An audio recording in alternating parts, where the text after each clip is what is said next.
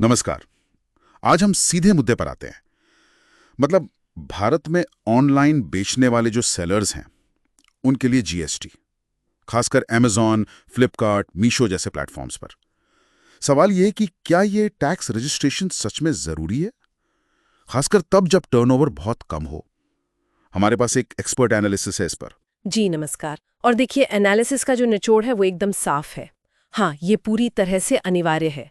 इसमें कोई अगर मगर की गुंजाइश नहीं है, ये कानून है।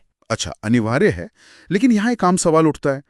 जैसे ऑफलाइन बिजनेस के लिए तो एक लिमिट होती है ना, 20 लाख रुपए या कुछ राज्यों में 40 लाख रुपए।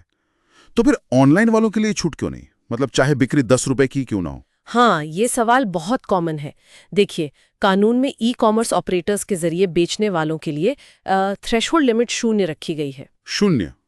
ओके। जी, इसका सीधा मतलब है, अगर आप इन प्लेटफॉर्म्स पर एक भी आइटम बेचते हैं तो आपको जीएसटी रजिस्ट्रेशन लेना ही होगा। ओह।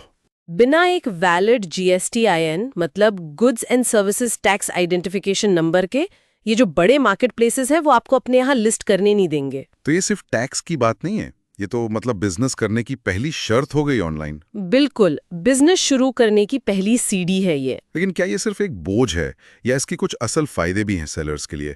आपके विश्लेषण में कुछ पॉजिटिव पॉइंट्स भी थे। हाँ, बिल्कुल है। और सबसे बड़ा फायदा जो है वो है इनपुट टैक्स क्रेडिट, आईटीसी जिसे कहते हैं। आईटीसी? हाँ, सुना है इसके बारे में? ये है क्या असल में? देखिए, इसे ऐसे समझें। आप अपने बिजनेस के लिए जो भी सामान या सेवाएं खरीदते हैं, जैसे रॉ मटेरियल हो गया, पैकिंग का सामान या शिपिंग सर्विसेज, उन पर आपने जो जीएसटी दिया है उसे आप सरकार को जो फाइनल टैक्स देना है उसमें से घटा सकते हैं। अच्छा। तो सीधे तौर पर ये आपकी कॉस्ट कम करता है।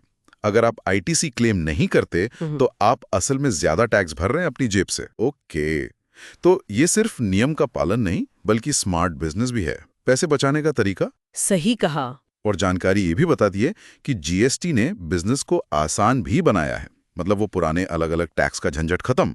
हाँ, काफी हद तक। पहले जैसे वैट, सीएसटी, हर राज्य के अपने नियम थे। अब एक जीएसटी नंबर से आप पूरे भारत में बिना किसी रोक टोक के व्यापार कर सकते हैं। और हाँ, एक और बात, एक जीएसटी नंबर आपके बिजनेस को एक पहचान, एक क्रेडिबिलिटी देता है, ग्राहकों और पार्टनर्स की नजर में भी। ये भी सही है। अच्छा, तो मान लीजिए किसी ने रजिस्ट्रेशन ले लिया, अब आगे क्या? मैनेजमेंट के लिए क्या करना होता है? जी, तो प्रैक्टिकल स्टेप्स में सबसे पहले तो gst.gov.in पर जाकर जीएसटीआईएन लेना है। फिर आती है रेगुलर फाइलिंग की बात। इसमें 2 मेन रिटर्न्स हैं। कौन कौन सी? एक है GSTR-1। इसमें आपको महीने भर में जो भी बिक्री की है उसका पूरा ब्यौरा देना होता है। ओके, सेल्स का रिकॉर्ड। जी। और दूसरी है GSTR-3B। ये एक तरह की समरी रिटर्न है। इसमें आप बताते हैं कि आपकी टोटल टैक्स देनदारी कितनी बनी और आपने कितना आईटीसी क्लेम किया है। ये दोनों हर महीने फाइल करनी होती हैं ज्यादातर केसेस में। हर महीने, ठीक है। और एक और चीज थी TCS, tax collected at source. Platforms कुछ टैक्स काटते हैं ना? हाँ बिल्कुल, ये बहुत महत्वपूर्ण पॉइंट है। अमेज़न, फ्लिपकार्ट जैसे प्लेटफॉर्म्स आपकी बिक्री पर मतलब टैक्सेबल वैल्यू पर 1% टीसीएस काटते हैं। 1%? तो इसे ट्रैक करना क्यों जरूरी है? बहुत जरूरी है, क्योंकि ये जो 1% कटा है ये आपके जीएसटी पोर्टल पर आपके इलेक्ट्रॉनिक कैश लेजर में दिखता है। आपको अपनी GSTR-3B रिटर्न में इसे क्लेम करना होता है। अच्छा। अगर आप इसे क्लेम नहीं करेंगे तो ये पैसा सरकार के पास ही पड़ा रहेगा। ये आपकी ही कमाई का हिस्सा है जो आपको वापस लेना है। समझ गया। तो टीसीएस का मिलान करना और क्लेम करना बहुत जरूरी है। जी, और इसके अलावा हर ऑर्डर के लिए सही जीएसटी वाला इनवॉइस बनाना और अपनी सारी खरीद, बिक्री, रिटर्न, खर्चे, इन सब का प्रॉपर रिकॉर्ड रखना। हाँ, वो तो ऑडिट वगैरह के लिए जरूरी होगा। बिल्कुल, ऑडिट और आईटीसी क्लेम दोनों के लिए ये रिकॉर्ड्स बैकबोन है। विश्लेषण में कुछ आम गलतियों का भी जिक्र था जिनसे बचना चाहिए। हाँ, कुछ कॉमन मिस्टेक्स हैं जो सेलर्स कर देते हैं।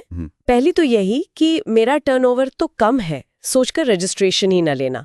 वो तो हमने डिस्कस कर लिया कि गलत है। हाँ। दूसरी, जो टीसीएस कट रहा है उसका सही से मिलान न करना या उसे क्लेम करना भूल जाना। तीसरी, रिटर्न फाइलिंग की ड्यू डेट्स मिस कर देना। इस पर ब्याज और पेनल्टी लगती है। अच्छा, लेट फीस लगती है। जी। और चौथी गलती है, जो सामान या सेवाएं बिजनेस के लिए खरीदी उन पर आईटीसी क्लेम न करना। ये सीधा सीधा पैसे का नुकसान है। बातें हैं ध्यान रखने वाली। अच्छा, एक सवाल और, ये सब काम filing, record keeping, ITC claim, क्या ये खुद करना ठीक रहता है या किसी प्रोफेशनल की मदद लेना बेहतर है? देखिए, ये डिपेंड करता है। अगर कोई सेलर नया है या उसके बिजनेस में कॉम्प्लेक्सिटीज हैं, जैसे मल्टीपल स्टेट्स में स्टॉक रखना या कई सारे प्लेटफॉर्म्स पर बेचना, हाँ। तो फिर किसी टैक्स कंसल्टेंट या सीए की मदद लेना काफी फायदेमंद हो सकता है। वो न सिर्फ सही फाइलिंग सुनिश्चित करेंगे, बल्कि टीसीएस का मिलान और आईटीसी को मैक्सिमाइज करने में भी मदद कर सकते हैं। इससे गलतियों और बाद में नोटिस आने का रिस्क कम हो जाता है। ठीक है। और अगर किसी का बिजनेस सिंपल है? हाँ, अगर किसी की बिक्री सीधी साधी है और वो थोड़ा टेक सेवी है, तो आजकल कई अच्छे जीएसटी सॉफ्टवेयर्स भी आते हैं। जैसे क्लियर टैक्स है, जोहो बुक्स है और भी कई हैं। इनकी मदद से काफी हद तक खुद भी मैनेज किया जा सकता है। पर हाँ, जानकारी और सावधानी तो रखनी पड़ेगी। ओके, तो कुल मिलाकर निचोड़ ये निकलता है कि जीएसटी को एक मुसीबत या बोझ समझने की बजाय, हाँ, इसे ऑनलाइन बिजनेस की दुनिया में एंट्री पास या एक तरह का लाइसेंस समझना चाहिए। लाइसेंस, ये एक अच्छा नजरिया है। ये आपको पूरे भारत के कस्टमर्स तक पहुंच देता है। प्लेटफॉर्म्स के साथ आपका रिश्ता भरोसेमंद बनता है। और अगर सही से मैनेज किया जाए तो ये टैक्स बचाने और नियमों के पालन में भी मदद करता है। बिल्कुल, ताकि सेलर अपने असल काम पर, यानी अपना बिजनेस बढ़ाने पर फोकस कर सके। सही कहा। और अंत में एक विचार छोड़ जाते हैं सोचने के लिए। क्या जीएसटी कंप्लायंस को सिर्फ एक कानूनी जरूरत की तरह निपटाने के बजाय इसे अपनी बिजनेस स्ट्रेटेजी का हिस्सा बनाया जा सकता है? मतलब क्या इस पारदर्शिता और विश्वसनीयता को एक कॉम्पिटिटिव एडवांटेज की तरह इस्तेमाल किया जा सकता है? सोचने वाली बात है।